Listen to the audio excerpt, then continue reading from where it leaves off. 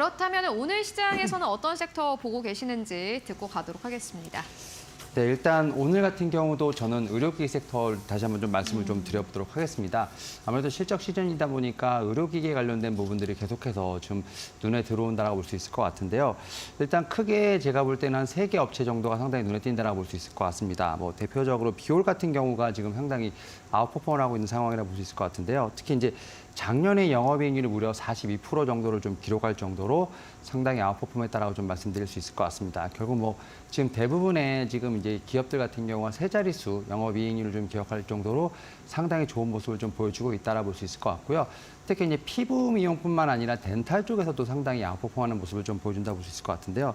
특히 레이 같은 경우는 뭐 3D 구강 스캐너 같은 이런 제품들이 상당히 작년에 잘 팔렸다고 볼 수 있을 것 같습니다. 특히 이제 치과에서 좀 디지털 관련된 부분들이 본격적으로 시동화되는 부분들, 뭐 이런 부분들로 인해서 지난해 매출액 같은 경우는 거의 뭐 한 1,200억 정도, 1,300억 정도를 증가할 정도로 지금 레이 같은 경우도 전년 대비했을 때 거의 40몇 프로 이상 좀 매출액이 증가했다라고 보실 수 있을 것 같습니다. 여기에 또 디알텍 같은 경우도 지금 상당히 아웃퍼폼한 모습이 있기 때문에 이와 관련돼서 의료기기 업체들 같은 경우 상당히 좋았다라고 말씀드릴 수 있을 것 같고요.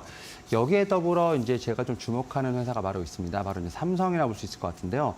특히 이제 뭐 상장되진 않았습니다만 삼성의 자회사죠. 삼성 메디슨이라든지 삼성전자 의료기기 사업부가 상당히 아웃퍼폼하는 좀 모습이 나온다 볼 수 있을 것 같습니다. 특히 이제 삼성 메디슨 같은 경우는 2011년에 삼성전자가 인수한 이후에 거의 실적 호조세로 지금 처음으로 좀 집중을 받는 상황이라 볼 수 있을 것 같은데요. 특히 이제 올해 같은 경우 이제 뭐 예상이긴 합니다만 지금 영업이익 1,000억 정도를 좀 달성을 목표로 두고 있다라고 좀 보실 수 있을 것 같습니다. 특히 이제 프리미엄 기기 판매 호조에 따라서 수익성이 좀 더 올라갈 수 있다라고 볼 수 있을 것 같고요.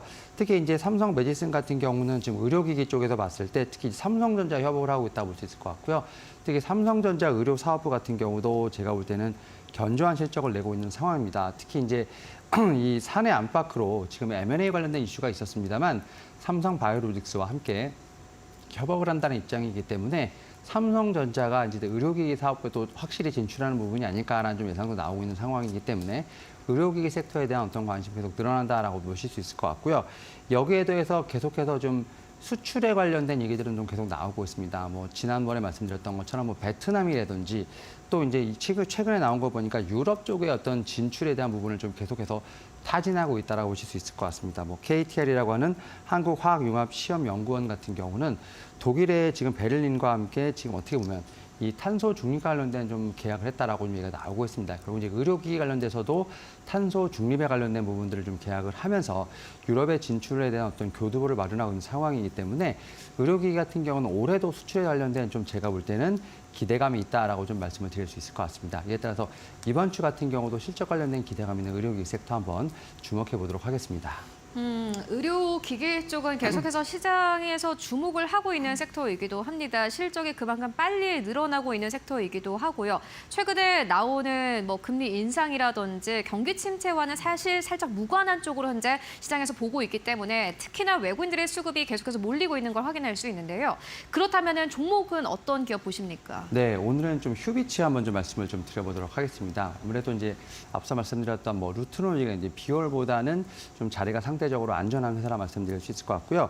이 회사 같은 경우는 글로벌 광학 뭐 전문 업체라 볼 수 있을 것 같고요. 특히 이제 안광학 쪽에서 의료기기 사업을 영위하고 있다 말씀드릴 수 있을 것 같습니다. 특히 이제 이 회사 같은 경우는 이제 렌즈 가공 분야에서 국내 점유율 1위라고 말씀드릴 수 있을 것 같고요. 글로벌 시장 점유율 3위를 차지하고 있다고 볼 수 있을 것 같은데요. 특히 이 회사 같은 경우는 타사 대비해서 중저가 라인에서 상당히 강한 강점을 좀 보이고 있는데 10% 정도 좀 중저가 가격이 좀 저렴합니다. 뭐 이런 부분들이 이 회사의 경쟁력을 제가 볼 때는 충분히 볼 수 있는 부분이라 볼 수 있을 것 같고 특히 이 회사 같은 경우는 아무래도 안과 관련된 부분이기 때문에 고령화 시대로 들어갈수록 당연히 수혜를 볼 수 있는 좀 그런 구조적인 좀 부분도 있다라고 좀 말씀드릴 수 있을 것 같습니다. 여기에 더해서 해외 진출에 대한 모멘텀도 상당히 강하다 볼 수 있을 것 같은데요. 작년에 해외 수출 비중이 거의 한 90% 정도 됐습니다. 전체 매출의 90% 정도 됐는데 일단 EU 쪽이라든지 일본, 그다음에 아메리카 쪽에서 상당히 강한 모습을 좀 보여주고 있습니다. 최근에 이제 중국 시장과 관련돼서 좀 얘기가 좀 있는데 오히려 중국 시장의 포션이 좀 작다는 점, 리오프닝 관련돼서 좀 흔들리는 부분이 있었습니다만 이런 부분을 좀 피해갈 수 있지 않았나 생각이 듭니다. 오히려 중국 시장이 리오프닝이 강화될수록 이 회사에 제공된 장점이 좀 더 부각될 수 있다라고 보실 수 있을 것 같습니다. 그래서 지금 상황에서는 중국과는 조금 거리가 있는 상황이긴 합니다만 중국의 리오프닝이 가속화될수록 이 회사의 어떤 점유율도 올라갈 수 있지 않을까라는 좀 그런 기대감이 있기 때문에 그런 측면에서 제가 볼 때 주가의 영향은 좀 제한적이지 않았나라는 말씀을 좀 들어볼 수 있을 것 같고 특히 이 회사가 안과와 관련된 부분도 있습니다만 최근에 보면 치과용 사업에도 좀 진출한 모습이 좀 나왔습니다. 결국 이제 덴탈 사업과 관련된 부분이 있다라고 말씀드릴 수 있을 것 같은데 지금 이제 시제품 관련된 부분들이 나왔죠. 특히 이제 3D 프린터를 좀 선 공개를 하면서 지난달에 좀 선보인 부분이 있기 때문에 검안과 관련된 부분뿐만 아니라 좀 치과와 관련된 쪽에서도 제가 볼 때 모멘텀이 생기지 않을까라는 좀 생각을 하고 있습니다. 일단 뭐 이 회사의 어떤 여러 가지 장점이 있기 때문에 이번 주에 한번 공략해 보는 걸로 말씀을 드려보도록 하겠고 매매 밴드를 좀 말씀을 드리면 시초가에 공략을 하도록 하겠습니다. 그리고 목표가 같은 경우는 2만 원, 손절가 같은 경우는 15,000원 제시해 드리도록 하겠습니다. 네, 알겠습니다. 휴비트 2만 원대까지 보고 전략 세워주셨으니까요. 함께 체크해 보시면 좋을 것 같습니다. 지금까지 윤여민 팀장과 함께했습니다. 오늘도 고맙습니다. 네, 감사합니다.